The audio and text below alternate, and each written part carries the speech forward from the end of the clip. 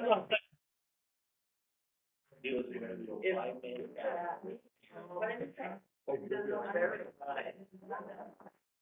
just means that they join without the app and like everything. They didn't actually like log in. They're probably afraid of there. A lot of people. All right, everybody, I'd like to call this meeting to order. It's actually 9:02, we had to wait for a few extra people. Looks like we do have a quorum now. It is 9:02, February 26th. I guess we have a roll call. Here, Aaron Bobbieri, you. Vice Chair Shelton. Present. Aaron G. Kaiser. Brett Hale. Here. Emily Gray. Here. Keith Dustin. Present. Lori Stewart. Here. Matt Holton. Nick Sudbury. Here. Patrick Schaefer. Robert Pignon. Terry Orn. Here. Jeffrey Stitcher. Tom DeSider. Present.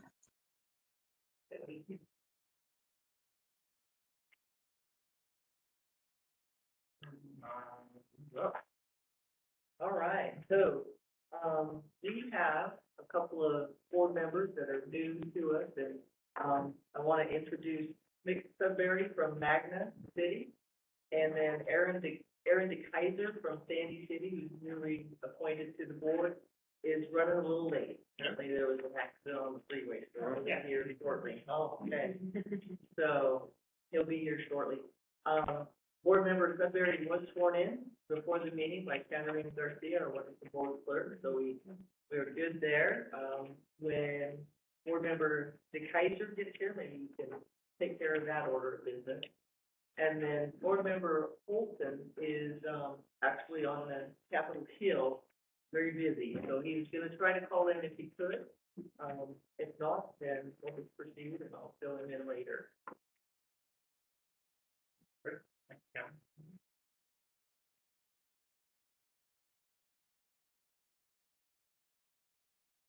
How do I start with?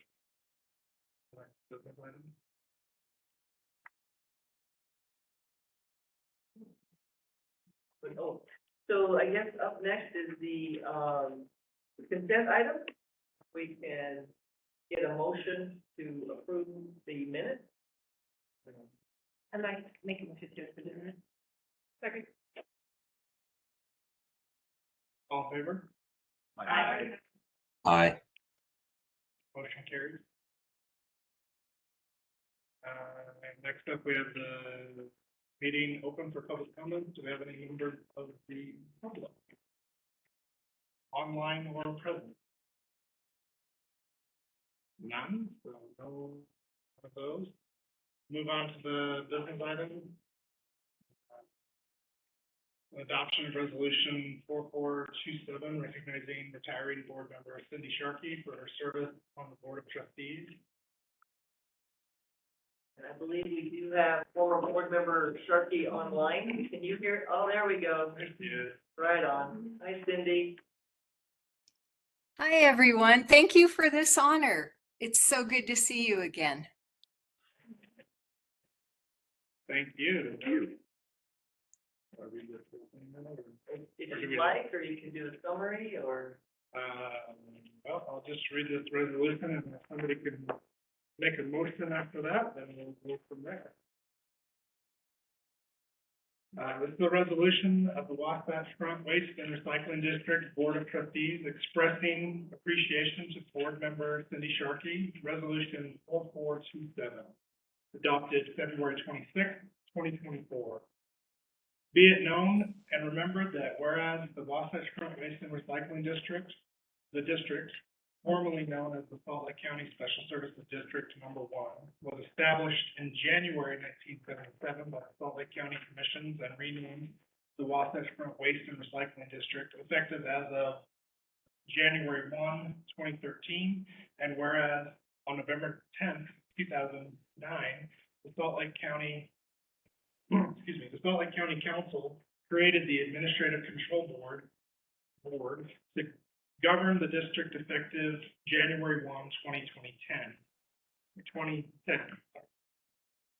And whereas on March 16th, 2022, the County Council recognized the district as a local district, and the Board of Trustees was granted full governing authority are allowed under state statutes. And whereas Cindy Sharkey was appointed to the board by the Sandy City Council in January 2022, and whereas this honorable board member has served their respective constituents faithfully and diligently, and whereas excuse me, and whereas the board has been effective in governing the district and the waste and recycling collection services for its 86,000 households, and whereas this honorable board member has retired from the board, and whereas the district wishes to express appreciation to this board member for their years of dedication and service, and now therefore be it resolved by the board that this member is appreciated and recognized. We applaud all the efforts of the board members and district staff.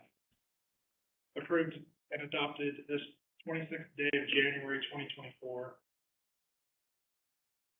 I'll motion to approve that resolution 4427, recognizing Cindy Starkey and for all her service. All in favor? Aye. Aye. Motion carries. Sorry, Cindy, I just wanted to, thank you. It's been a pleasure to work with you. You ask great questions and you come prepared and, really provoke some good conversation and thought. So thanks for your service. We'll miss you. Indeed. Thanks, you guys. It's so wonderful as an elected official to be at a meeting where repeatedly someone refers to you as honorable, right? So it was wonderful just to attend for that reason. I have loved getting to know all of you. I have loved getting to become an expert in an area in which I thought I was knowledgeable, but over the last 2 years found out maybe not so much. So it was great serving on this board. Hopefully I'll rotate back in again and see you guys all at another time in the future. But thank you for this honor and this recognition. I will see you all around and about the state in one way or another, so I know the relationships will stay alive. But I did want to come to this morning and just thank you for this honor. Thanks, Cindy. Thanks, Cindy. I think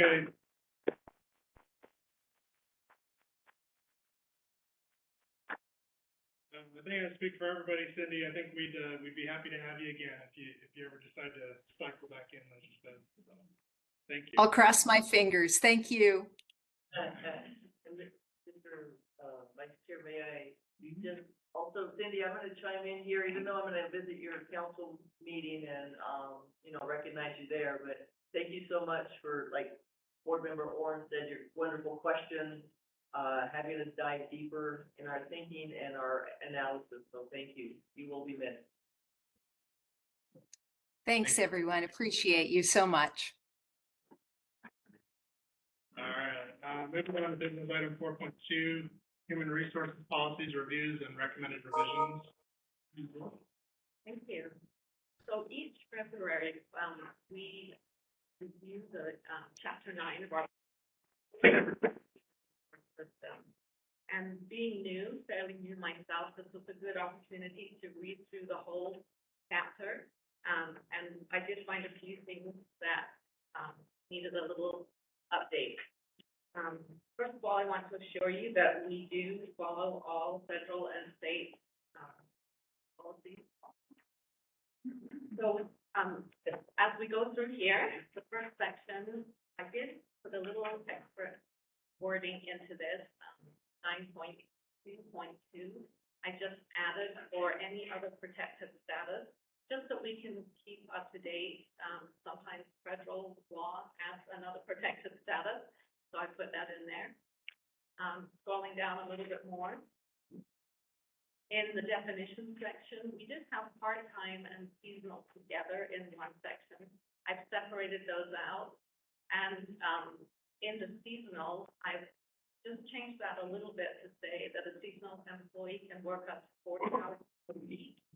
but no more than 1,040 hours per year. And then added both part-time and seasonal are not eligible for benefits. In section 9.22.26, I wanted to specify there that the disability insurance is long-term disability. Life insurance and long-term disability are employer-paid benefits. Employees can purchase short-term disability. So I thought it was important to just specify here that it's long-term. Now, moving down a little further. I just took out in the retirement plan, the casual and temporary employees don't really use those terms anymore, so I just lined those out. And then in sick leave, a little bit further down there, I added another sentence just to give a better description. That sick leave is a form of insurance to ensure that pay continues during an illness or injury for the employee or an immediate family member.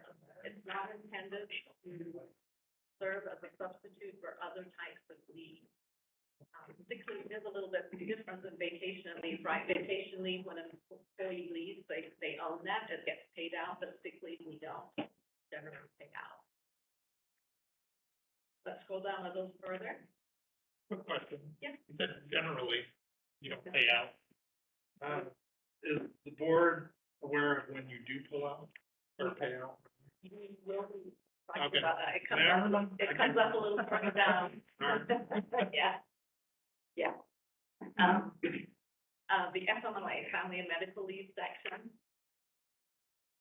In that section, it didn't say anything about what happens if an employee doesn't return after the 3 months of, federally protected leave. So I added in there, scroll down a little bit. Oh, let's see, scroll up. Yeah, there we go. So I've added employees that fail to return to work after the 12 weeks of protected leave have expired will be considered to have voluntarily resigned. And generally, we'll hear from the employee that they, are not coming back. Now, sometimes an employee will have applied for long-term disability, the illness that they have, and in that case, the next section, long-term disability, if they qualify, I've added in red there, if they qualify for long-term disability, they will separate employment with the district. So we won't hold their job open for them. We held it open for 3 months, and now they've qualified for long-term disability. So that's all for that one, unless there's any questions about that. The service awards, we did change that in the SOP. We got board approval to add a few more years. So previously we had 1 year. We now have added 2, 3, and 4 years. We have increased the monetary award that goes with those, and we very much appreciate that. That helps us with retention as well. So it's showing red, the whole section, because we just copied and pasted what we had in the SOP into the policy. So that's all the changes that were made in this chapter. Any questions on those? I do have a question. I want to go back to the 9.26 on long-term disability. So are you saying that once they exhaust their 90 days, and let's just say they have more health problems and they'll go over to this long-term disability, does that mean that they cannot come back here no more to work? Right. If they're on long-term disability, we won't hold the position open for them. So So they will be, with long-term disability, once they're approved for that, they do receive 2/3 of their pay while they're on long-term disability. And that might be for 2 months, it could be for 2 years. so after 2 months, I can come back to work. Does that mean I don't have an opening? You'd have to apply again for a position. Yeah. So what are the cases for short-term disability? Yeah. That's the difference, is short term you can, right? Short-term you can, so short-term is 3 months. Right. And so you might be on short-term disability concurrently with FMLA. So the FMLA is the federal job protection for 3 months. Right. So you could be on short-term disability, and if it looks like it's gonna be more long-term than 3 months, then I would help the employee apply for long-term disability. Okay, and I understand that part, but where I'm confused is like, let's just say I have to go another 30 days before the doctor will leave me back to work. So after the 90 days, I no longer have a job here. I have to reapply for a job. Without making contact, so that. Right. Yeah. Has that actually happened to anybody where they've been on long-term disability, left and tried to come back, and how hard would it be for them to come back? Because obviously they've got the experience of working here, and as long as you like them, and they've never caused any problems for it, I would imagine it'd be fairly easy to get a job, assuming there's an opening for that person that would qualify. Can you guys Yeah. speak on that at all? I don't know that we've had that. Yeah, correct. Yeah, that's correct. We, as far as long-term disability, we have not had employees return and apply for a position. With short-term or FMLA, then they do return. But it's been many years since there's been a case where an employee needed to go on long-term disability. And How long has it been since we didn't have an opening? Because I've been on the board for 6 years and we've always had openings. Yeah. So how long has it been? I just want to kind of explain. It's usually, I mean, how long has it been? Since we've been completely full and we didn't need to hire anyone. I'd have to go back and verify. I guess. Yeah, your point is, yes, very valid. There's always openings. I think the difference is that we don't wanna hold a position for somebody that basically is not gonna return for a while. We don't really know how long. And it's that what if scenario. So, yeah, to your point, there would always be one, but we wouldn't hold that particular position. And if somebody goes out with some sort of a serious health condition or what have you, we would want them to go back into, the DOT pool, making sure that they would qualify for a driver position or if it's a manager or so forth. Right. That helps. Yeah, because I understood your concern for sure, but then I was like, however. Yeah. So I will add as well, and it's not showing up, that within the same section on long-term disability, there is a benefit where, the employee can receive a stipend to help them with health insurance payments. Now, they do have to go into the marketplace and purchase that insurance. But the district will pay a stipend towards that. How much is? It's equal to the amount that the district pays for a single employee. I Okay, think that's so- what it is, so. Okay. Yeah, but they have to show proof that they have insurance coverage, so there is some help there. So, But it doesn't cover their family, so like Right. if they're the sole insurance provider for their family, right, going into the marketplace and then trying to get insurance for an entire family, Yeah. they would just cover what they. and that's been in policy probably since the beginning, so That's that, exception. It came with them. right, so it probably assumed that the employee, wasn't coming back to work, but it never actually stated that. Mr. Chair, I just have one question, because I know this is just a segment of the overall policy. Because it just noted, about long-term disability and, FSLA. Is the employee supportive guard and reserve, is that in a separate section of the policy? The military? Yeah. What section of the policy is in that? These are just little sections of policy, but yeah, that's part of FMLA. Okay. Yeah. Yeah, because It is in since there. it was just in this little segment, I didn't know if that was. Good question. If that was addressed in other areas of overall policy. It's in the FMLA section, Okay. yeah. I just wasn't there. Yeah. Glad you asked. Yeah. Glad We you asked, yeah. definitely, yeah. Yeah. To your point, Mr. Vice Chair, the, section 9.24.3.3, talking about that sick leave, buyout, and people did mention that would just be for voluntary or involuntary, that an employee would have to forfeit that when they leave. on those bases. But, you know, as I reached out to each of you to understand that upon retirement, that total amount that they may have accrued and built up could be paid out at 25% of that balance could be paid out at their current wage.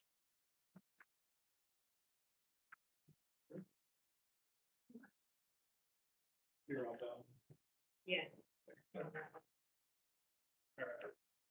right. Next item up is item 4.3, amendments to district policy related to contributions to years of service upon retirement. Pam Roberts.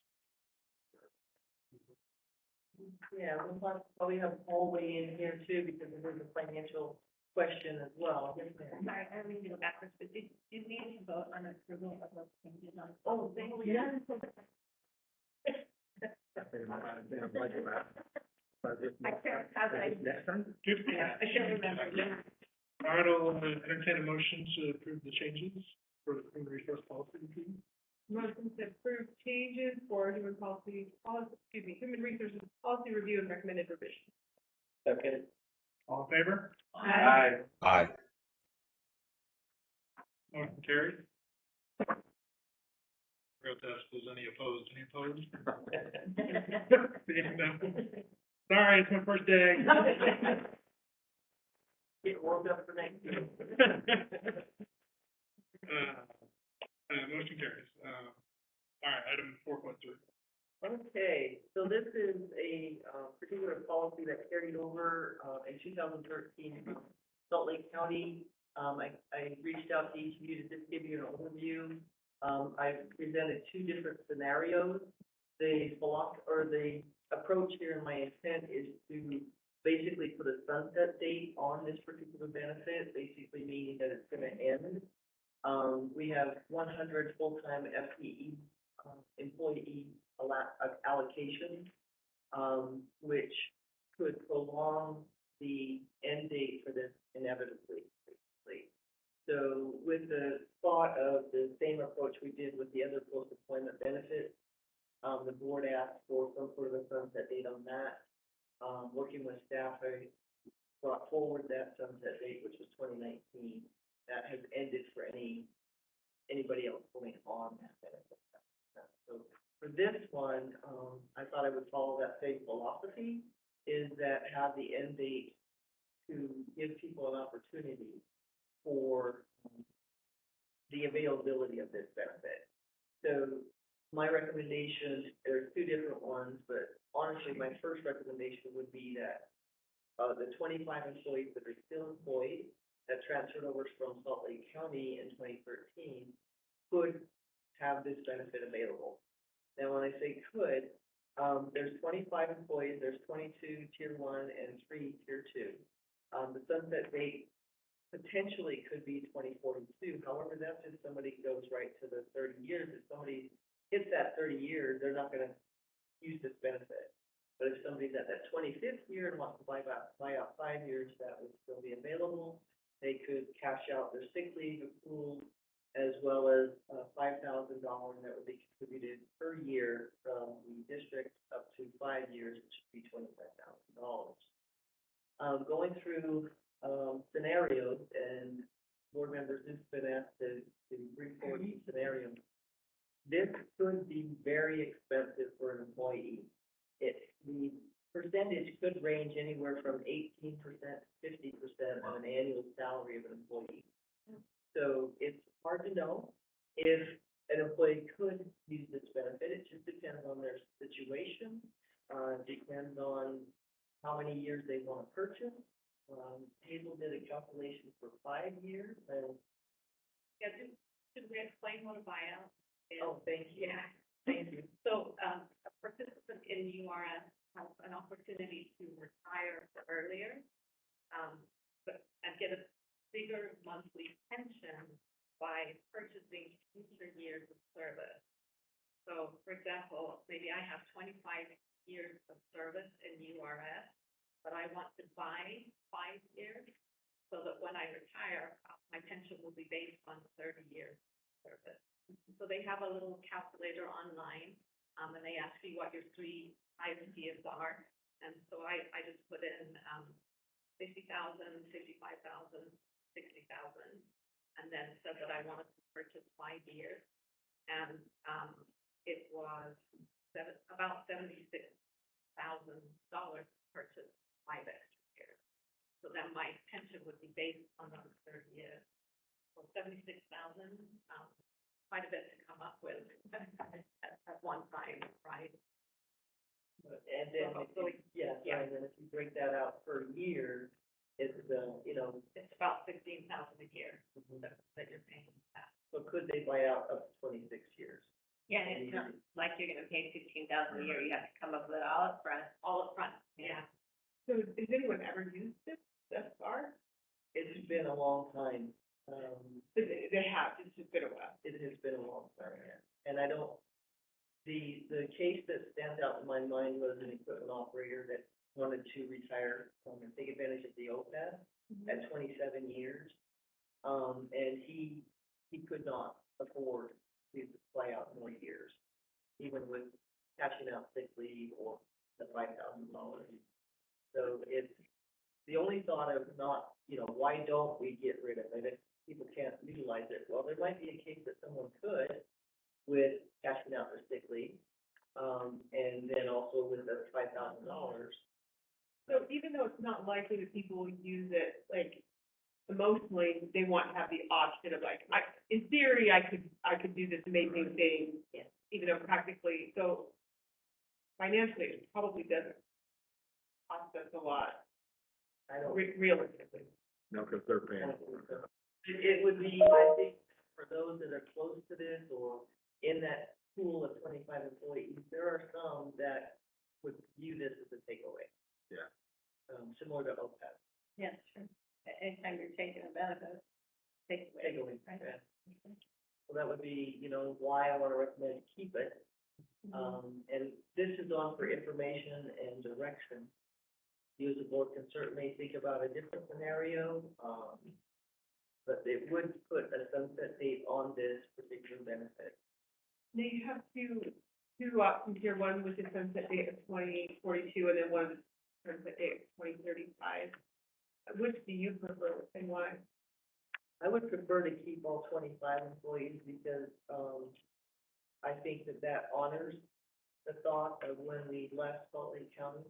Yeah. And that this benefit came with it. So I think if you keep all 25 employees, including tier 2, that would honor it. Even though the sunset date would be sooner, really, you know, it just depends on when that final employee that's eligible retires and on that date. These are rough estimates of dates. Well, the next thing you know, we have our arms around, there's only 25, we know that figure's not gonna change, so we can plan for that. And we might even be able to plan, when I talk to you even about putting some money aside, because we haven't budgeted for this, right? And maybe we put a percentage, a small percentage, because maybe we look in general, the percentage of these employees that probably would take it. I'm not suggesting we do 25,000 for 25 people, because I don't think that's realistic, right? And maybe we look at a reasonable percentage of people that may take it and put that much money That makes a lot of sense. in it, just in a budget, so that we don't get stung if everybody else doesn't decide to do it.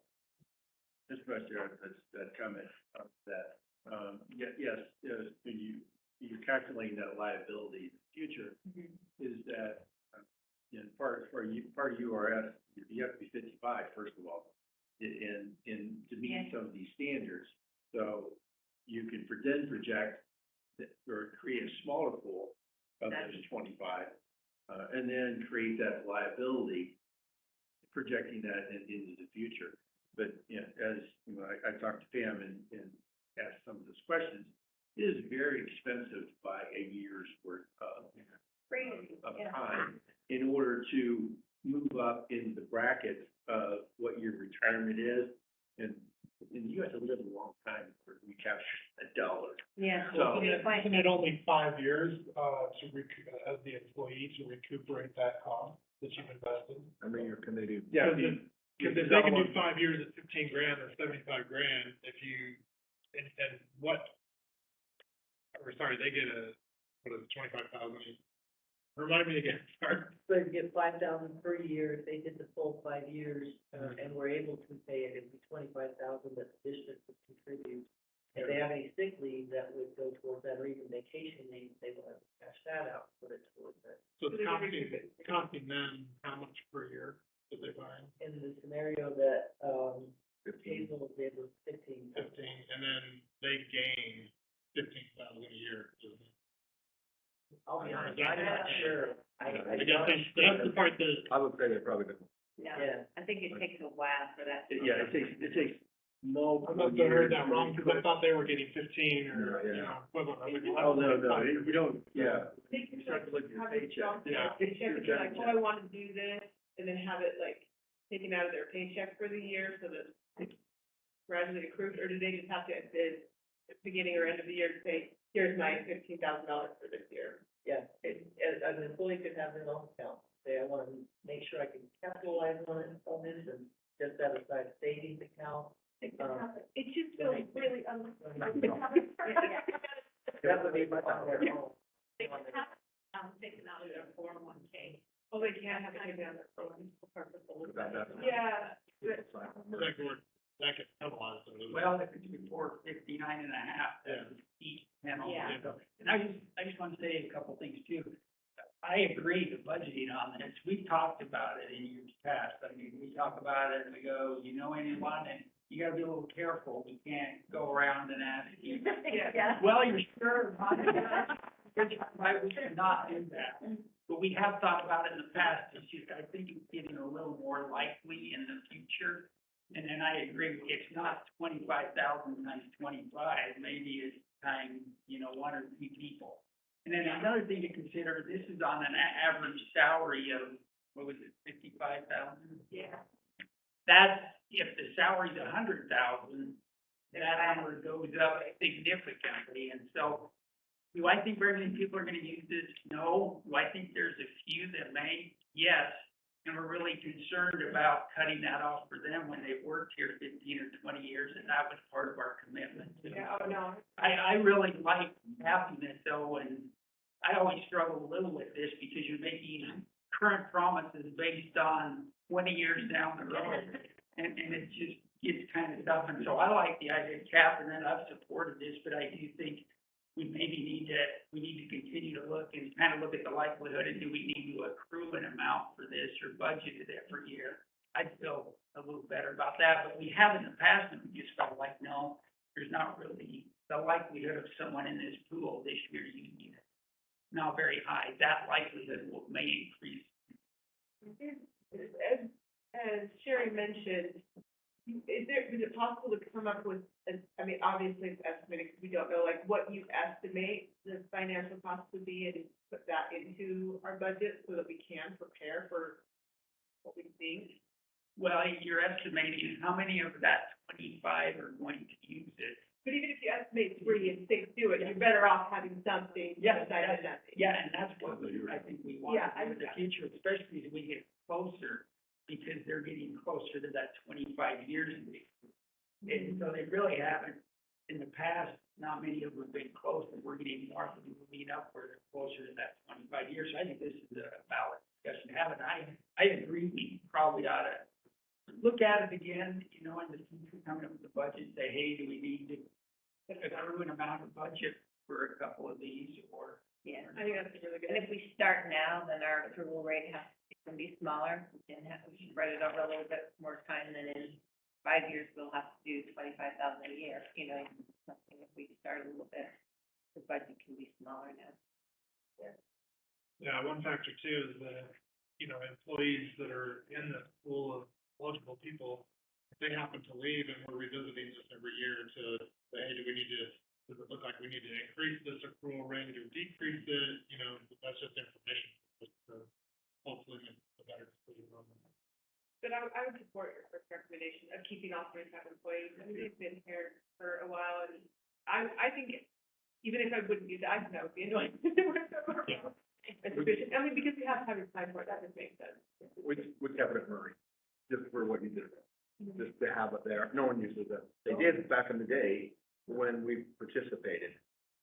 Now that they haven't, I can't tell them they use it, but we didn't want to take it away. Yeah. Because then they take it with them. Well, I was gonna say too, the likelihood of this is decreased. When I started here, I think our average driver wage was about $19-20 an hour, and now we're $28 an hour, and that 5,000 is not increased with inflation or increased, and so that kind of indicates the likelihood of that being used relative to the cost isn't real high in a lot of cases, because I think it's been 5,000 a year for a long time. Just to note that in the research we to see, Salt Lake County has this as well. They have not increased that 5,000 a year, so I don't recommend we do that because that increases our liability. Yeah. Well, do we feel, that we're ready to make a decision today, or do we wanna have a month to think about it and come out with a decision next month? I'm okay. I'll entertain a motion then.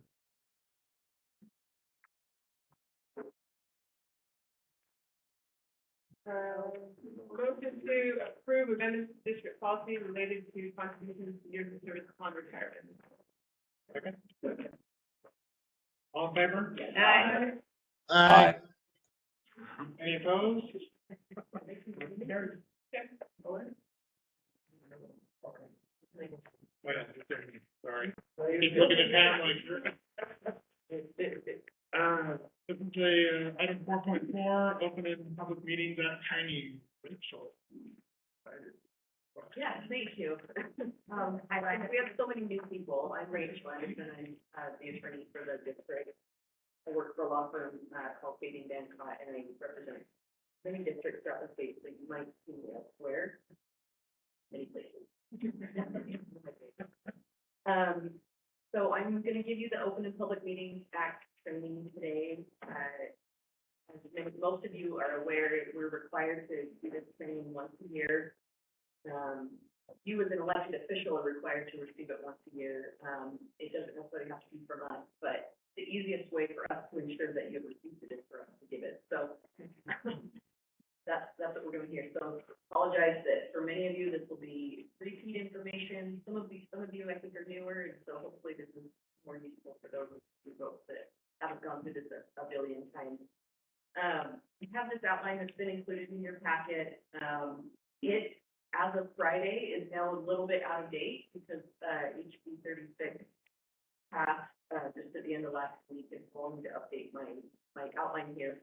The changes that were made in that bill aren't super duper significant for the purposes of my outline, so I think you still get the gist. But they did mess around with some of the definition sections. So like the definition of a meeting, what I have here was more or less an outline of the previous definition, and now it's changed a little bit. But like I said, for the purposes of that you guys are concerned about and what you actually need to do, it's more or less the same. So I'll try to point out areas where I know that it's different. But so the purpose of the Open and Public Meetings Act is that the fact that political subdivisions exist to aid in the conduct of the people's business, and it's the intent of the legislature that public bodies take their actions openly and conduct deliberations openly.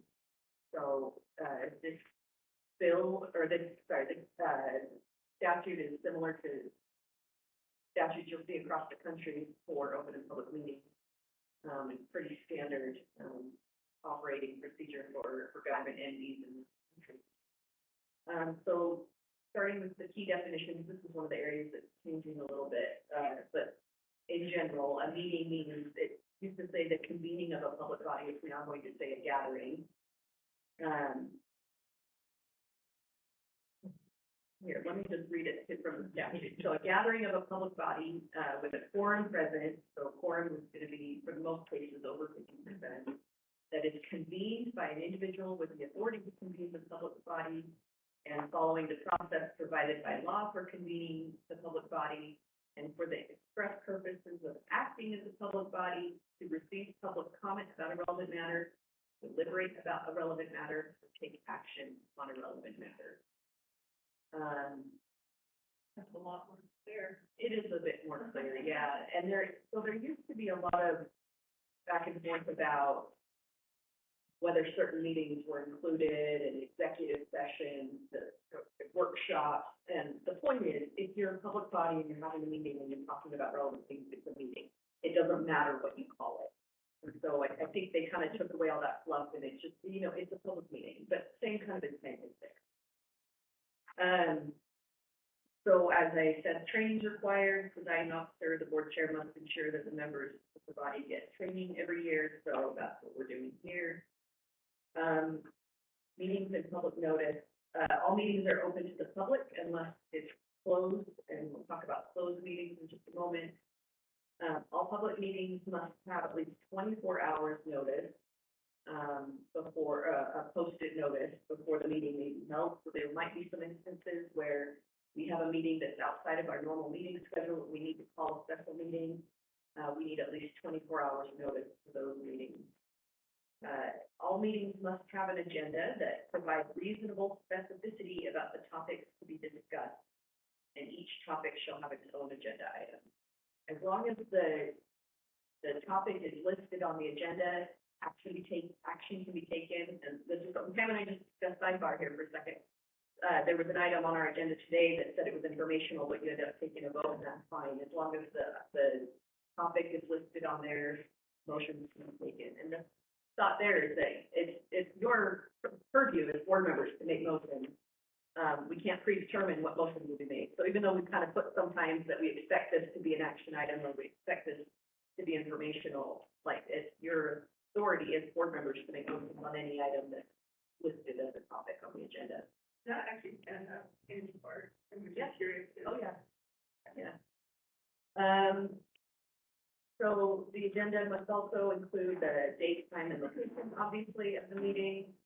Our bodies are also required to give once a year, we're required to post our annual meeting schedule, and those can be changed if necessary. Sometimes we end up canceling meetings. We often cancel December for this board, things like that, or we can move meetings, but still in general, you have to post our annual meeting notice. There's a website called Open and Public Notice website, which is where we post all of this stuff, and all of the government agencies have a page on that website where we post things. We also post things on our own website. Let's see.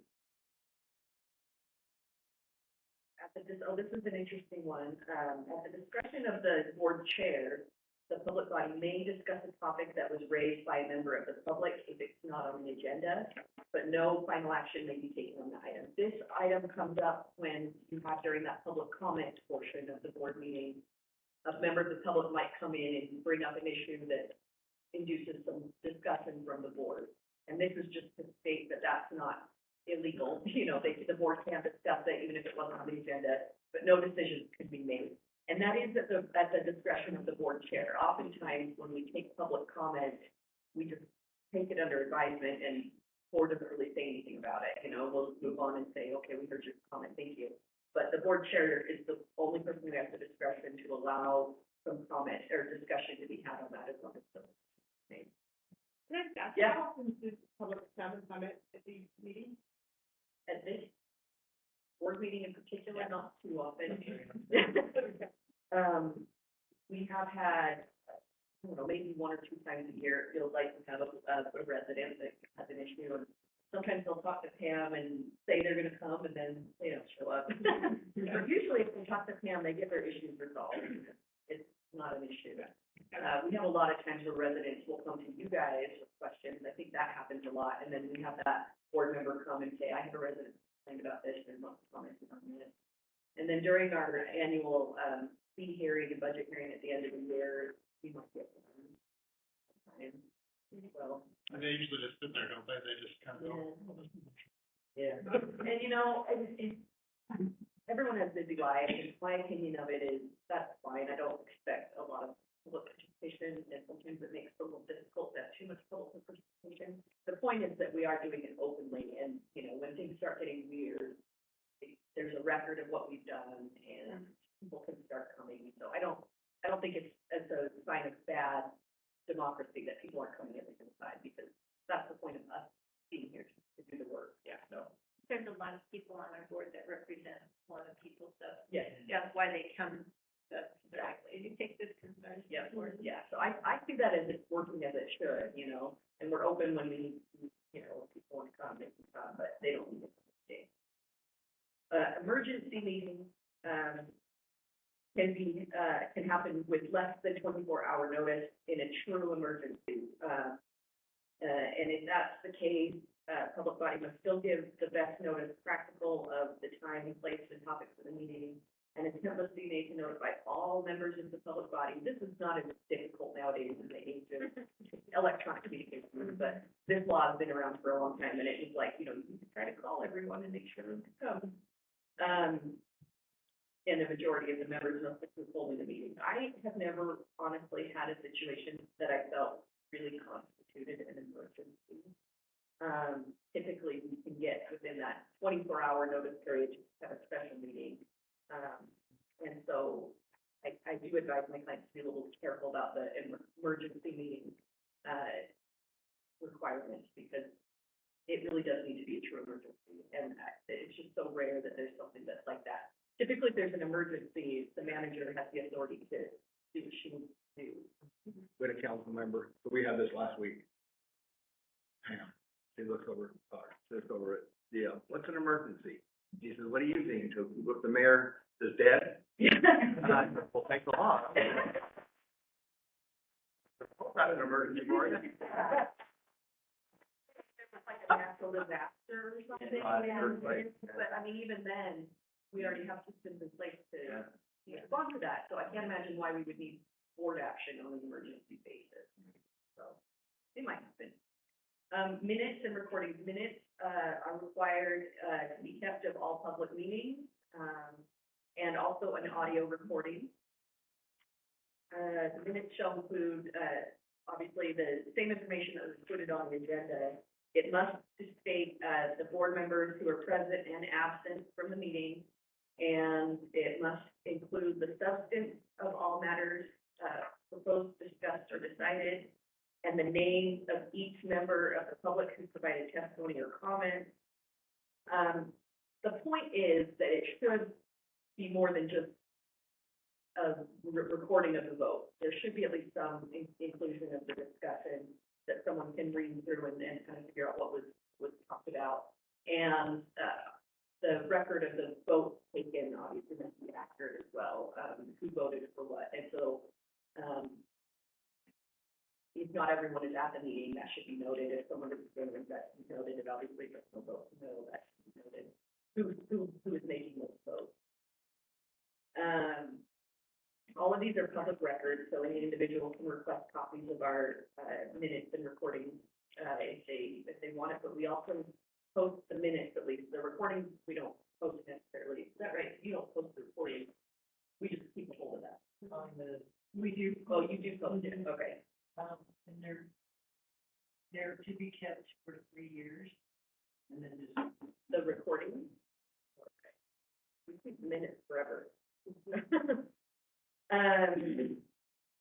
Pending minutes must be made available to the public within a reasonable time after holding the open meeting. That's a rule that's applicable to districts only. If you're a city or a county, there's more stringent date requirements of minutes must be posted within X number of days. I don't know what that is. I don't know the city, so I don't feel that. But for districts, it just says reasonable time, which we love. And then the minutes have to be approved by the board, which is why that's always an agenda item, is an approval of the minute. Okay. Closed meetings. Closed meetings can be held if quorum is present and 2/3 of the members present vote to approve closing the meeting. And it has to be one of the topics that's authorized for closed meetings. We often put on agendas, you'll see it on this agenda, we'll have like a kind of a placeholder, like for potential closed session. That's actually not even technically required. Again, as long as it's like an action item on the agenda, you could move to close the meeting as to any agenda item if it qualifies. but we also like to have that kind of placeholder just to state, you know. So even if it wasn't noted, and you wanted to have a closed meeting on an agenda item, If it was an agenda item, and if it qualifies, it doesn't need to state that this is a closed item. Because again, that's sort of predetermining what's gonna happen with the board, and it's really the board's decision to say we wanna close this or not. So, no action can be taken during the closed meeting, so it's discussion only. If you need to take action, you can come out of it and, take action on that item.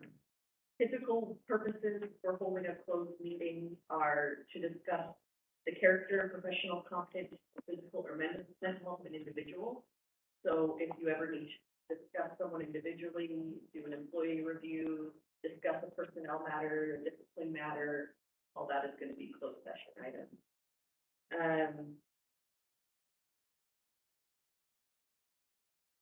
Discussing, the sale or, purchase of real property is often an item for closed session.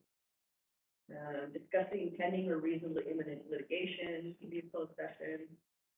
Discussing, collective bargaining, deployment of security, investigations regarding criminal conduct. Most of these, don't happen very often. I would say that the, personnel discussions and real property discussions and litigation, those are the top three that happen. Let's see. Minutes, are still required, and a separate recording is required of the closed session. Sorry, not minutes necessarily, but, a recording is required, and, but they're held separately. If the purpose of the closed session is just to discuss the personnel matters, that doesn't need to have a recording. Okay, electronic meetings. This is another area that's been in a big change over the last several years, because it used to be one thing, and then COVID happened, and everything went fully electronic for a while, and so they had to rush things. And there was provisions in there about, you know, if you feel like there's a health reason, you can't have an electronic meeting, then the board can decide that, but now it's becoming just an everyday option. And so, basically the point is, you can have electronic meeting as long as the board has an electronic meeting policy, which we do, and every board that I know of does. It used to be that you at least needed to have an anchor location for a member of the public, to attend. One of the changes in the 236 is that you don't necessarily need an anchor location if all the board members are appearing electronically. And as long as the members of the public can also jump on the same electronic meeting, which is like a Zoom meeting or something like that. Unless there's going to be a new exception in there, unless a member of the public requests an anchor location within a certain time period before the meeting is held, and then you have to have an anchor location. Camps or social media, sorry, I'm getting a little longer, just taking into account that some of you guys might not have heard this before. We're almost done. Chance or social meetings, electronic messages. This is another part of the law that is changing in the new bill, but not too significantly. Used to say that chance gatherings and social gatherings are not subject to open and public meetings act, but you can't use those to circumvent the law. What it's going to say now is that a quorum can't act together outside of a meeting in a concerted and deliberate way to predetermine an action. And typically what this also means, I think this is still via the law, is that, you know, when you have like your holiday parties or something like that doesn't need to be forced to a closed meeting, because it's a closed gathering. But you will not be allowed to use those sorts of meetings to circumvent the law and have discussions about topics that you shouldn't be talking about. Electronic messages, there's a provision that says that nothing in the actual construed to restrict a member of the public body from transmitting an electronic message to other members of the public body at a time when the public body is not convened in an open meeting. Long story short with that is you are prohibited from texting or emailing each other during a meeting. No side conversations are allowed during a meeting. Outside of a meeting, you are expressly allowed to communicate with people electronically. And that does include an email that you might send to the entire board. But we have to be extremely careful with those, and we don't want discussions happening, so no reply all. If you want to send out like, hey, here's a concern I want to talk about, here's a memo, that I wanted to share with people, that's fine, but let's not have reply all and discussions happening that way. Good question, they used to allow you to, for the operation of the meeting, to allow some texting back and forth, like if somebody's online, they can text, they wanna be heard or something, is that still allowable? I think that counts, yeah, that's allowed, and usually you'd be maybe texting like a manager or someone that's running. In our case, we'll have council members online, Yeah. and I'll text the chair, I need to speak, we can't always tell. Okay. And so that's why I wondered, because we've been allowed to do it in the past, but I don't know Yeah. if it changed. I don't think that changed, yeah, I don't know the specific code section on that one, but I don't think that would be a problem. Seems like Don't it's have intended conversation. to don't Yeah. have discussion sidebar. As long as there's not a discussion going on. Exactly, and I think Use that's, it just because we can't hear or see. right, And so for us, the chair sits here with a signal kind of all those who are online for that day, and they say, I'd like to speak, I'm like, okay, I'll go to council Yeah. members on. I'm not sure if that's expressly discussed in this code section, but I think the intent of the law is there, so that might have just been a determination. We do right now, do that. Yeah. There's a lot of our meetings when they're on. Yeah, and to make the point that I'm not having comments in the chat, it's just to say that. Digital way of raising it. Yeah, it's a digital way of raising it.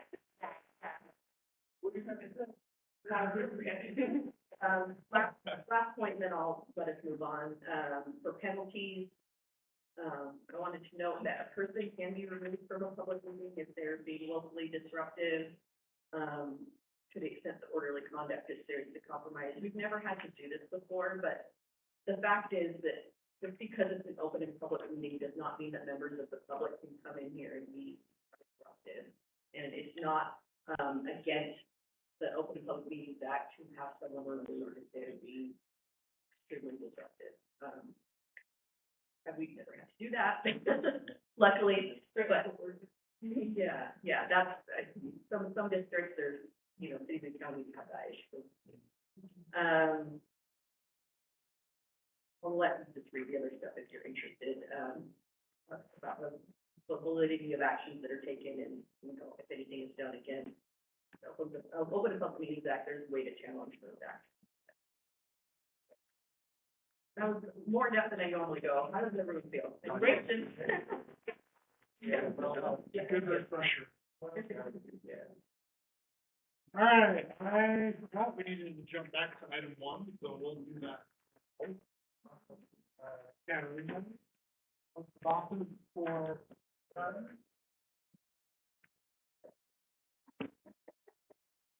Okay. Your muscle.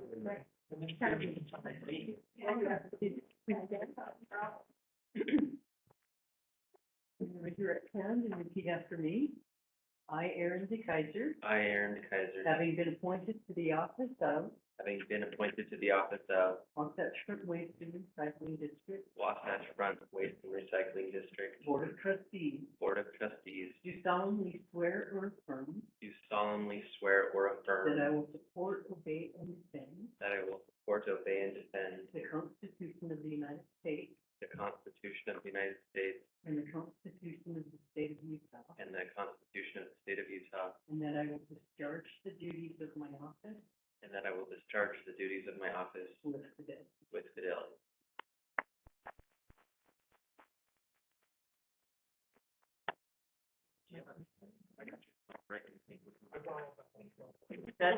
Everybody's finished.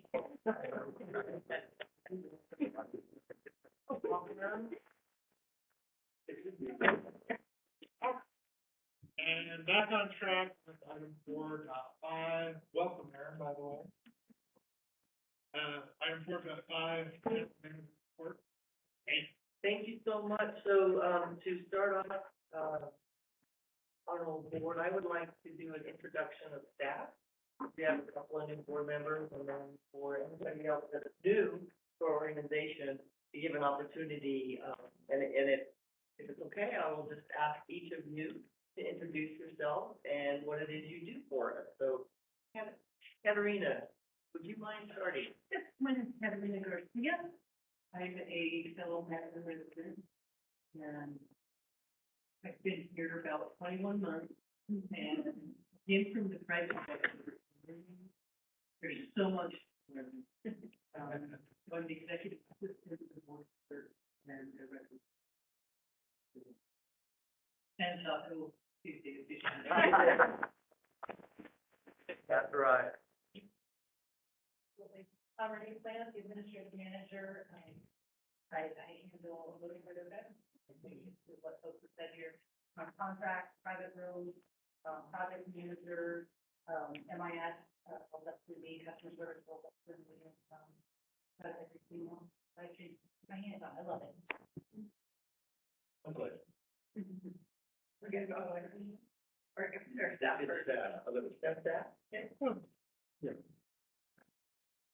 name is Johnny Gane. I'm the selection and sustainability manager of the recycling program. Most famous program.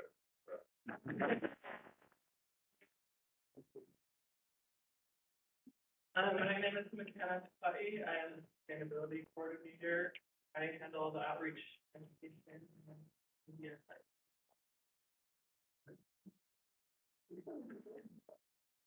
Lisa Kelly, and I'm new here.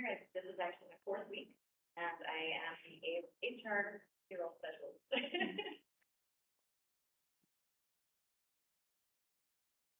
Hello, my name is Shane Norris. I'm the safety and emergency preparedness coordinator here at 18 months.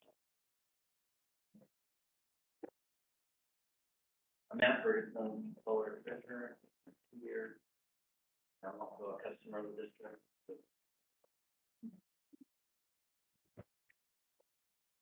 Hi, I'm David, the operations manager, IOC, day-to-day operations.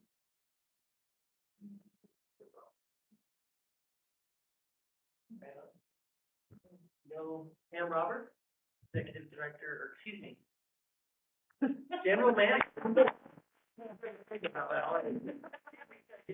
Wear many hats. When somebody asks, what's your leadership style, I say adaptability. I know that strength, but so anyway, thank you. Hazel Dunsmore, Human Resource Manager. I've been here about 8 months now, and I have about 22 years in local government. I live in Murray, and recently was at My name's Paul Ford, Chief Financial Officer. I've been here a little over 5 years. A lot of different experience in the past. Worked in industrial law, worked a little bit at the state, worked in public accounting. So I've had a lot of variety as far as my experience goes. And I'm just excited for spring after the week. Fever. Yeah. Really? Yeah. Thank you so much. So I do want to recognize that board member Pignon has logged on, and then Patrick Schaefer logged on a little bit ago. And then just a little bit more, I've been with sanitation out district about 17 years. Very proud to be here. Entered government sector back in 1997, moving from executive management in the private sector into Salt Lake County Evening Services start, and eventually moved my way up administration, and then hired as the division director for sanitation way back when. Always happy to be here. I love it. Garbage is fun. I always say that. And the other thing is I get paid to talk trash. That's fun.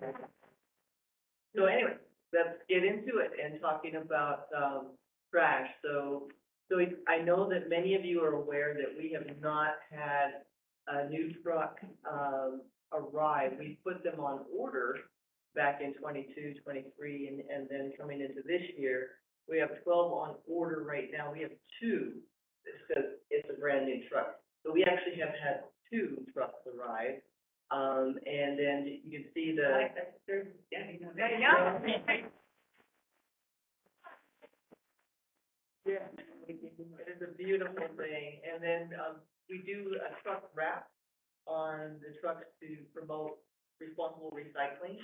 This one in particular talks about used cardboard. Yes. And so anyway, just wanted to make sure everyone knew we do have a new truck And then mission provides sustainable quality integrated waste recycling collection services for the health and safety of our community. And we added the tagline because not everything fits in that can, and we have a wide variety of services. And then as a vision, we want to make sure that we're a sustainable organization that provides for the welfare of our community. So if you'll scroll down, I wanted to kick off by talking about employee satisfaction. It's one of our main goals is to try to sustain a high level of satisfaction. And with Hazel in with her stellar experience and expertise, we've been wanting to do an employee satisfaction survey for a while now, but it's important to have a third, quote unquote, third party, either an HR manager that spearheads this and it's totally confidential, or hire a firm to come in and do that. We had a firm conduct an employee survey in 2021 to gather some information. So it's been a little while since we've had a survey conducted. But I want to give a big shout out to Hazel for spearheading this. And it's, I would call it a mini survey, if you would. So at the time of the survey, it was launched in January 18th through 31st. At the time that it was launched, we had 93 employees in place, talking about the vacancies with equipment operators. And we had 52 of those 93 employees respond, which is basically a 56% response rate. And then the following gives you a breakout of the results. So just to talk about the highlights, there was 83% of the respondents agreed that the organization provides adequate information concerning their daily duties and expectations. 77% agreed that their direct manager makes efforts to keep them informed. 73% of the respondents agreed that they feel secure in their job. 73 respondents agreed that their manager and the organization provides adequate information concerning their daily duties and expectations. And then we had 30 of those 52 respondents leave comments, and you can see little highlights here, compliments, and again, thank you for the COLA. We did roll out a 4% COLA coming into 2024. There was compliments about that, benefits, and then we had comments about how they feel secure in their job, recognition program, and a work-life balance for the complement. Recommendations, of course, communication is always a challenge, something that we try to tackle. We have most of our staff out there on the street, literally providing the services. So how can we communicate with them better? We had recommendations to beef up our GPS systems rather than using paper maps. You see that right corner picture that we just recently did a reroute bid, what we call a route bid, where drivers basically say, I want this route. And that is based on the lead equipment operators get first dibs, and then it goes by seniority after that. Can I ask what makes a desirable route? That's a good question. And would anybody in staff like to answer that question? Leonie, David?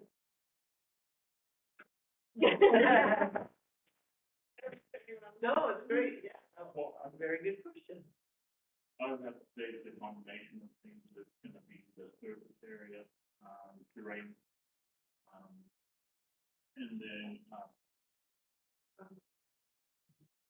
Yeah, and with this particular reroute or changing of days, I mentioned last month that we did change days for Immigration Canyon, Copperton, a big portion of Kearns, and then some of Mill Creek, changing their day. So what that formula was based on is tonnages. So we looked at number of homes before, number of cans, but what is the actual tonnage in those areas? So that was a big shift for some of these areas to move of what we can manage each day. So again, communication. So what we looked at for how do we beef up communication, Renee Plant developed the Woodward Google Drive, which I greatly appreciate, and Katarina as well had a hand in this. It basically is a house for our administrative team meetings, all of the internal team meetings to be posted, and a driver can go through a QR code and have that folder pull up. So Trash Talk is in there. That's our monthly newsletter for our employees. As standard operating procedures are in there as well. They can look up anything and then reach out to us at any point. we all have, as management, we all have an open door policy. So employees can pop in at any time and ask questions.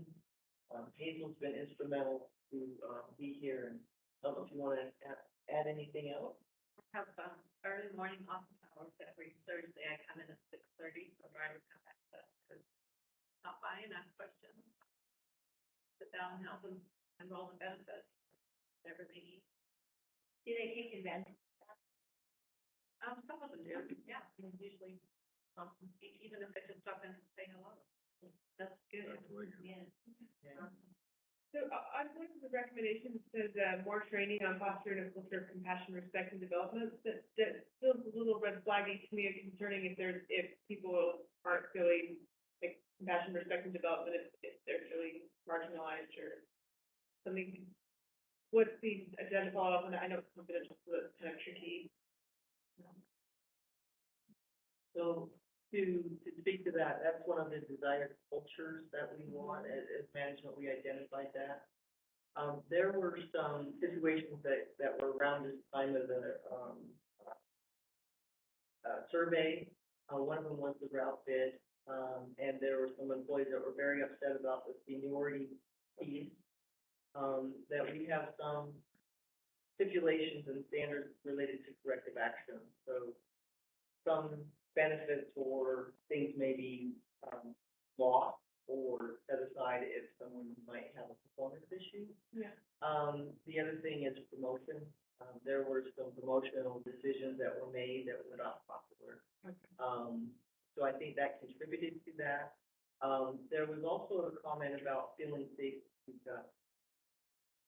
I would be shocked if anyone in our organization doesn't feel comfortable speaking up, especially after our last recognition celebration, where, basically I host recognition celebration. We give out awards, I buy breakfast, and we talk about that. So it gives them a forum to speak up. We also have safety trainings to give forum, and Shane Norris spearheads those.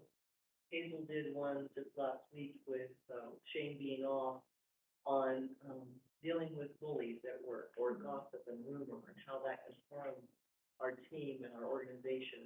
But I mentioned the recognition celebration, that there was a lot of folks that were pretty upset, and they made that known during that meeting. We didn't get to awards. It was okay.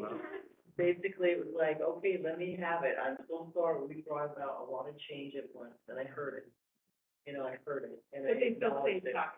I think so, and I was glad that happened, because I was wondering after the survey, I'm like, I don't get it, but it was a relief to me. Yeah, no, It really was. And I think that each and every one of them for speaking up, and I apologize for too many changes all at once.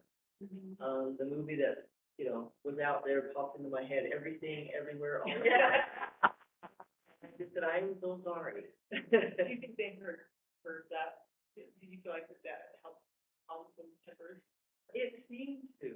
I will say it seemed to. And then the thing I want to also say, kudos to David Icka, our operations manager, Sione, and then also Justin Tuft, who's not here. He's one of our newer managers. But they got together and they asked those that were really vocal to meet with them and sit down and let's talk this out. How do we make the goals work while taking care of the employees and allowing them to have a say? Yeah, that's great. Thank you. And thank you to our team.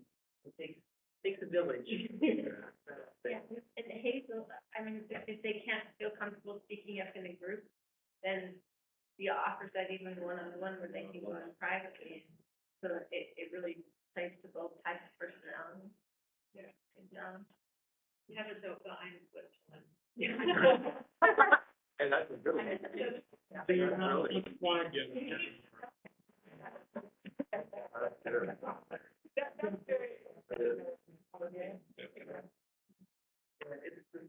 Hazel's a safe haven. Okay. So thank you for your questions. I really appreciate it. The other piece of this that I have in here is to talk about the hazards of waste and recycling collections and what we call a hot load. So this is where a fire can take place. Yeah, it is really hot. It can take place in the truck. It can also take place at the compactor at the town of Brighton, at the garbage, collection, avenue that we have for residents in the town of Brighton. So what can happen, in the particular case of the compactor, that was hot ash from a fireplace. Pretty sure that's what that was dumped into the compactor. Very thankful that that had just been emptied the day before. So the potential for the damage, was luckily mitigated by not having too much fuel, if you would, in there to burn. For that truck that's in the top right corner, as I mentioned, I've been here for almost 17 years. That is the worst situation I've seen with a hot truck load. I think there were different factors that contributed to that. Part of it was the truck was right in the middle of the neighborhood. And our drivers are trained. They does a great job, and our supervisors are training drivers what to look for, smell for about a hot load. This particular truck was a recycling truck. And our driver reported that he smelled smoke, got out of the truck, walked around, didn't see any sign of smoke. It was a cold day in January, thought maybe fireplace or something of that nature. Before, honestly, in a recycling truck, it could take off quickly, and that's what happened. And right in the middle of a neighborhood. Drivers are trained to immediately leave the neighborhood, go into a parking lot of a park is the best, right, because it's the biggest. Dump that load, and on the way, of course, either the supervisor or the driver is calling 911, letting them know where they're going and where they can extinguish that load. But that's the main thing, is to get it off the truck. In this case, that wasn't able to happen. And the fire department, in Mill Creek, and the UFA responded quickly, thankfully. And they got the fire out in the truck as much as they could until the truck could be taken to the public works yard just off Wasatch Boulevard. And they cut the hole in the side of the truck to be able to put the hose in there and extinguish the flames. It smoldered for hours and hours. So we believe that the culprit was a battery that was placed in recycling cans. Unknowingly, we as residents may not understand not to put batteries in either can. They can be taken for household hazardous waste to either landfill. Murray City has a public works yard that HHW can be taken to. So it's one of those situations that unfortunately it was, the perfect storm for a fire in a truck. I'm thankful the driver was okay. That was the main thing, making sure that he was okay. So you'll know those CNG tanks on top, any kind of a pressurized gas tank or anything of that nature is made to off gas if it becomes too hot. That's what happened with the CNG tank. They off gas, so it was a big noise and whistle going off. There was concern that maybe they were exploding. They were not. But I'm sure, I have not seen any of the videos that residents might have taken. If we could get a hold of them, that might be educational for everybody. But at any rate, I'm thankful everybody was okay. No bystanders were harmed as well. Any questions on that? It's a concerning topic. It does happen more often than you realize, which is why we've been putting that out in newsletters, try to educate residents. McKenna has done a great job with our recycling page, and the 101, you can go into the household hazardous waste and actually click on a picture of a gas can or a battery, and it will tell you, a pop up a page to show you where to take those items. Okay, we'll keep rolling. Thank you. Thanks, Pam. You bet. The next one has to do with HB 107, which affects all municipalities and then also wage haulers. I personally like this House bill. I know Rachel reached out to me.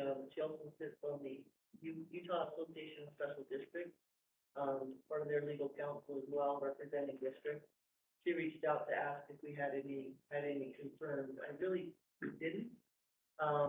it's basically a reporting requirement for us, the hauler, to report to you as municipalities how much recycling we collect. I believe it's on a quarterly basis, so I'll make sure I keep track of how this is developed. And I want to say that, Renee planned again, go ahead, if you wouldn't mind pulling up that link. This is on our webpage, and right now it's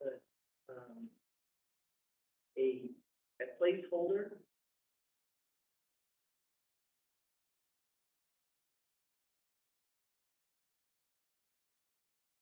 So under the about district statistics, Renee, would you walk through?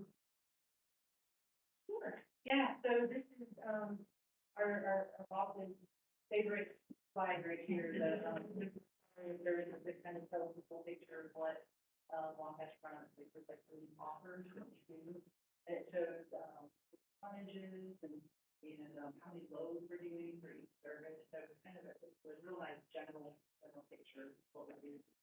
And then, what we've done is we've gone ahead and taken some information from our MIS internal reporting page and, put some information out there regarding recycling.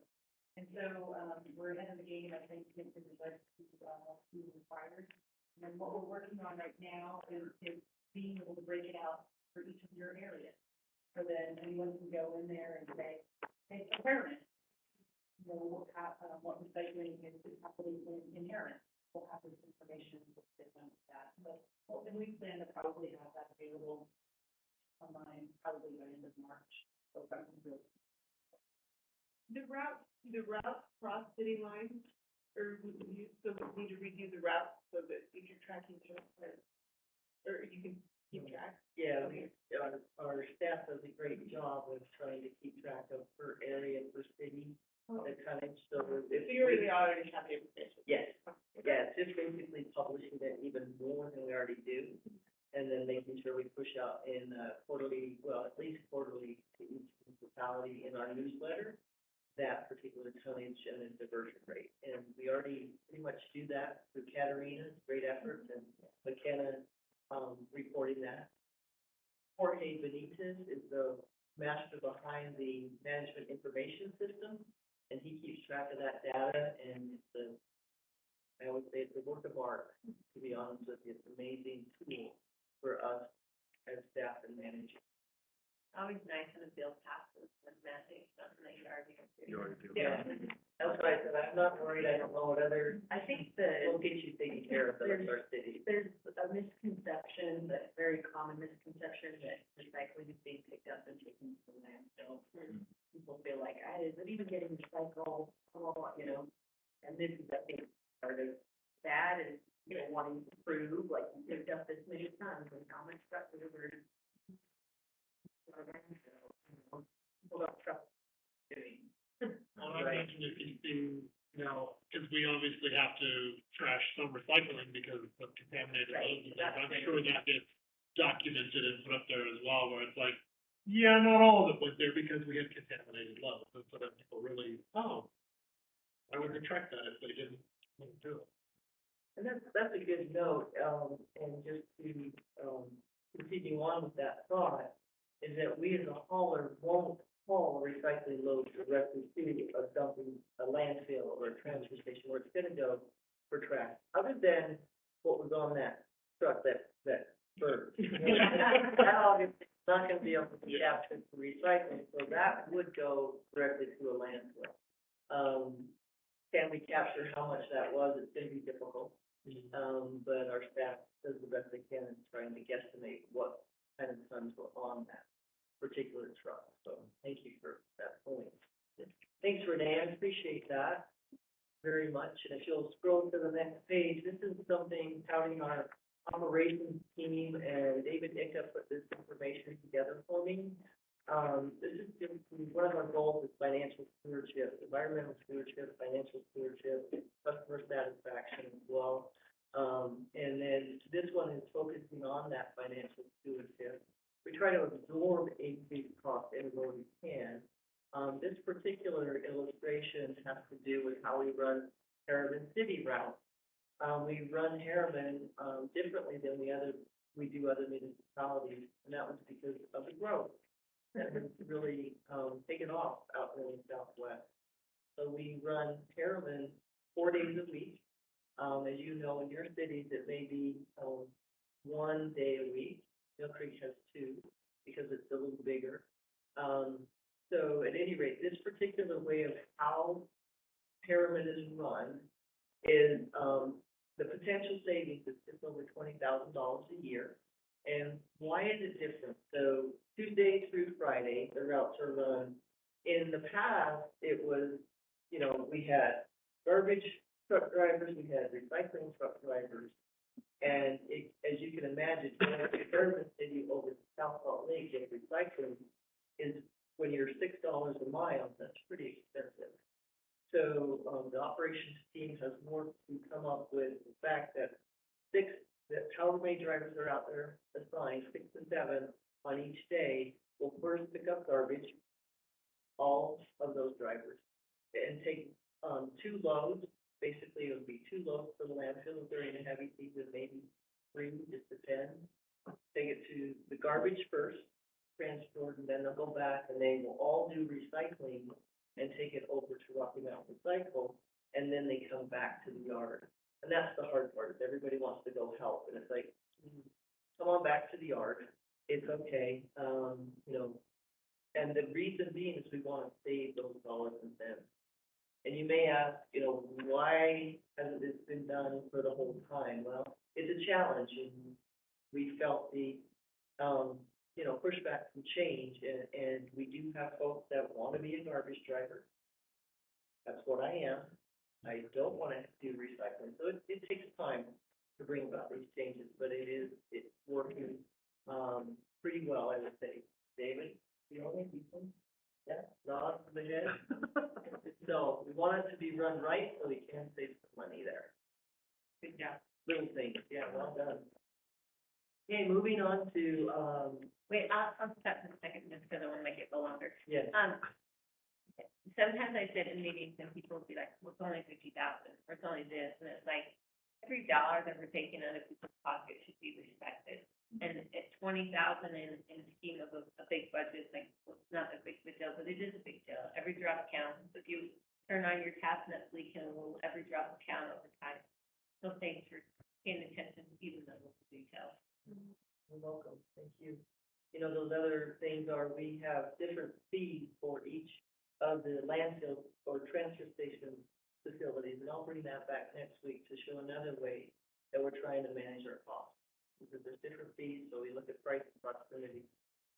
This next one, I'll try to go through, fairly quickly, but I know there's probably gonna be some questions that come up, which is very welcome.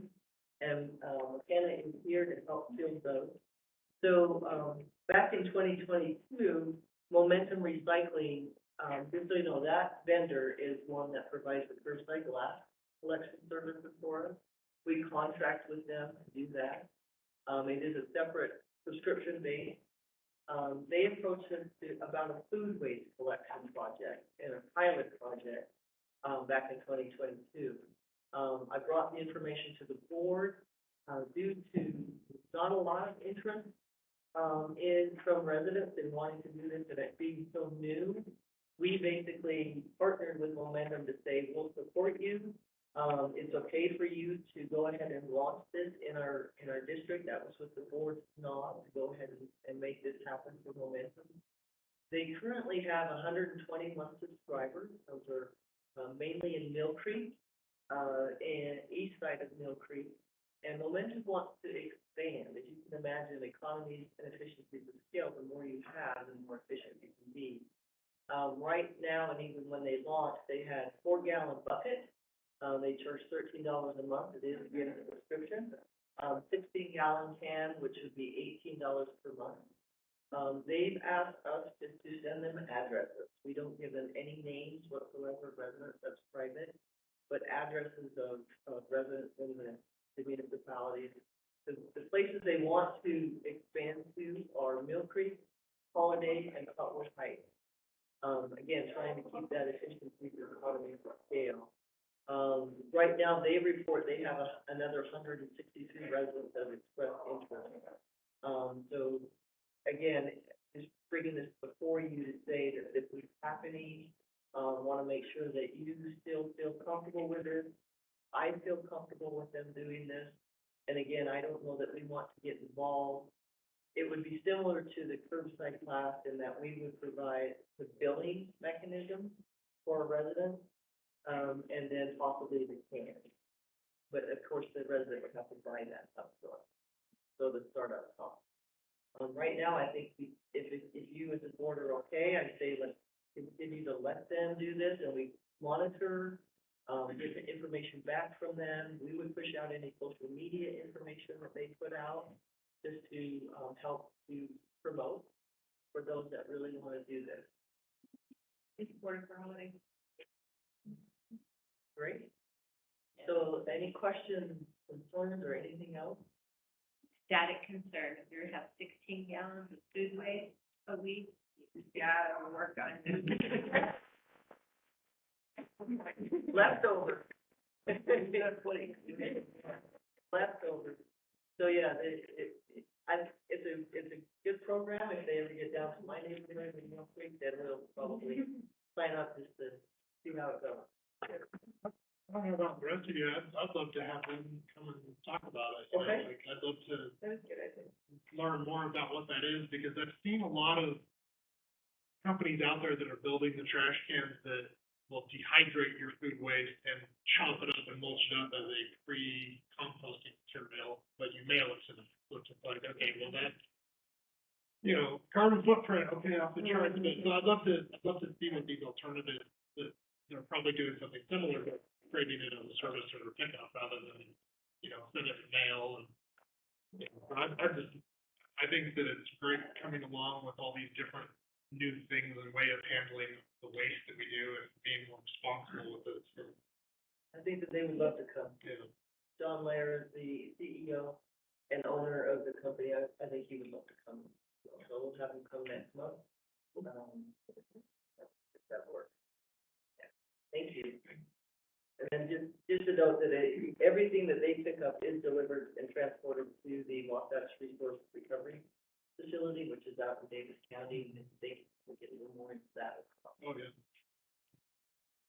So thank you. That is the end of my report. Oh. I'm glad somebody noticed. It was pointed out to me, hey, did you see the joke on there? What? Oh, okay. Thanks, Katerina.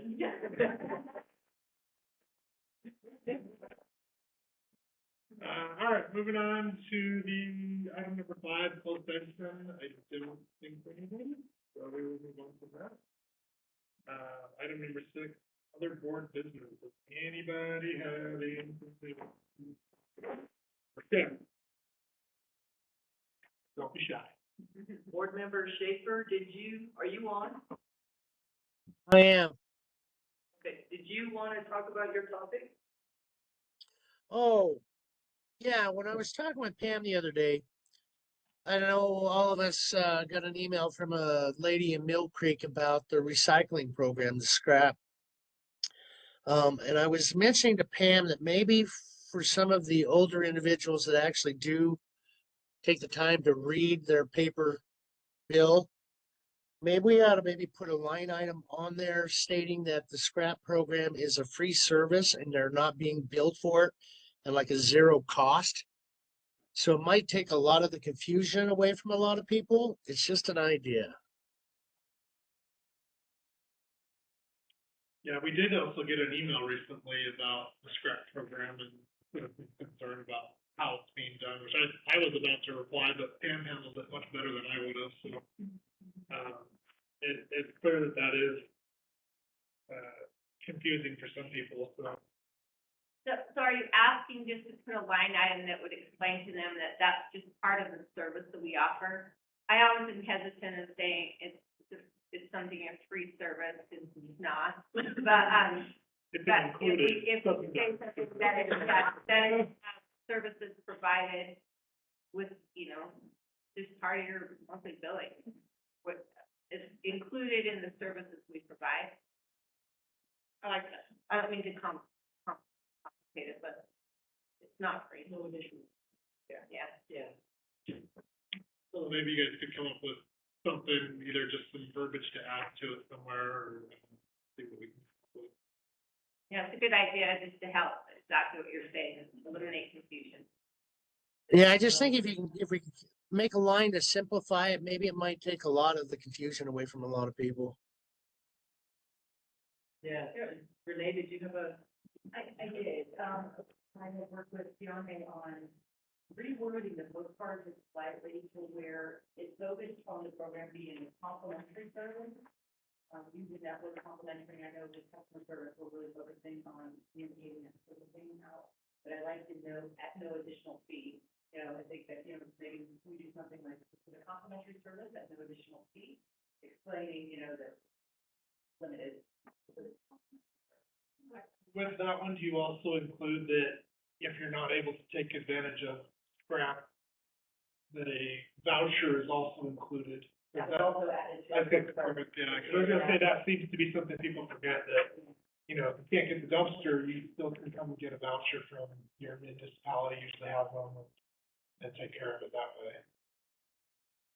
Yeah, good suggestion. We can go back, Paul and team on the bill to figure out, you know, how best to say that. We list all of the, you know, Christmas tree, leaf bag, and those are all additional, services for augment the curbside as well.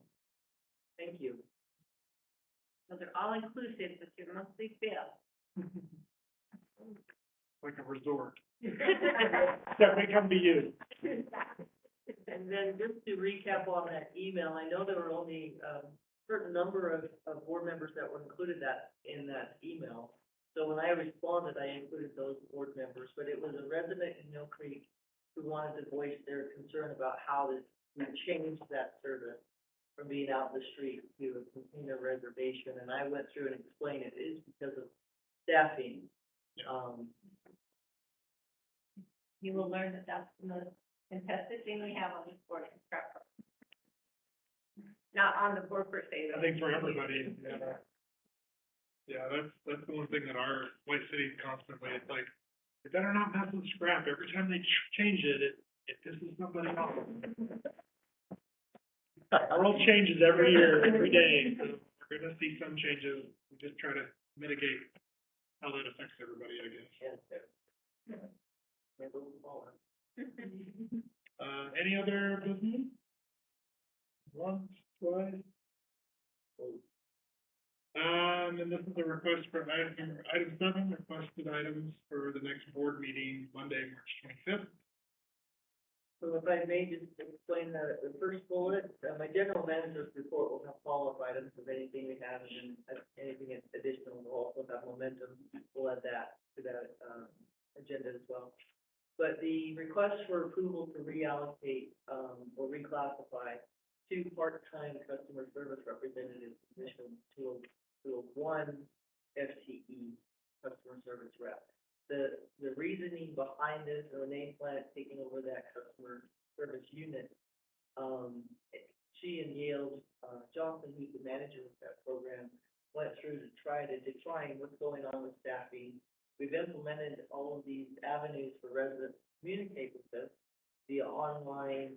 Now we're gonna have a texting option, email, calls, et cetera. There is a high volume of calls, especially around the time of year scrap. So just before, I would say there's about 8 months worth of high volume related to that particular program. There's more to it, but Renee, do you mind taking a moment and just? Yeah, so what I'll show you all next month is, financial analysis.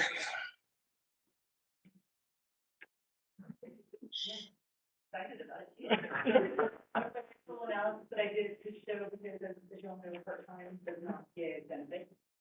However, you know, historically, it's been really difficult to get a part-timer in that actually stays.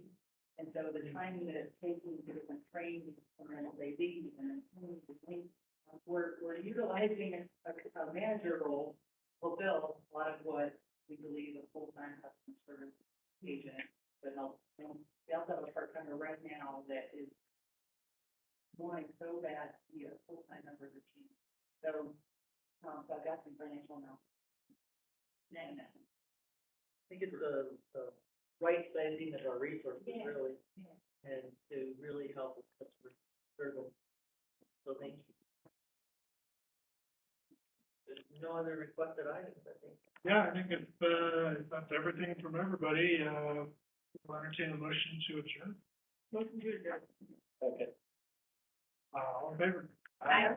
Aye. Hi. Thank you all.